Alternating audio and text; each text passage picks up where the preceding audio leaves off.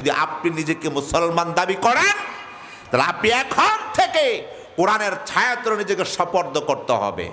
আশকে রাসূল দাবি করলেই কোনোদিন আল্লাহর জান্নাত পাওয়া যাবে না। কথা ঠিক না বেটি? যেভাবে হযরতে বেলাল রাদিয়াল্লাহু তাআলা আনহু, হযরতে খাব্বাব খুবাইব, হযরতে আম্মার ইয়াসার, সুমাইয়া রাদিয়াল্লাহু তাআলা আনহুমাদের মতো আমি আপনি যদি ইসলামকে ভালো না বাসি, আল্লাহকে ভালো না বাসি, রাসূলুল্লাহ সাল্লাল্লাহু আলাইহি ওয়াসাল্লামকে অনুকরণ না করি, আর হুদায় আমি আপনি জিলাফি আর বিরানির মধ্যে কুদাকুদি দিয়া আশকে রাসূল দাবি করলেই কোনোদিন আল্লাহর জান্নাত পাওয়া যাবে না। কথা ঠিক না বেটি?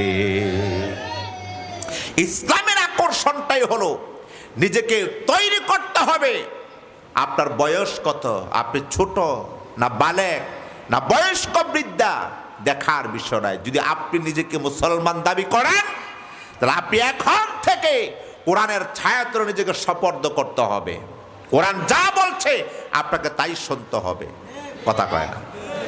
আল্লাহ রাব্বুল আলামিন কোরআনের ব্যাপারে বলেন, সূরা বাকারার 2 নং আয়াতে কারিমার ভিতরে বলেন, যালিকাল কিতাবু লা রাইবা ফীহি হুদাল লিল মুত্তাকিন।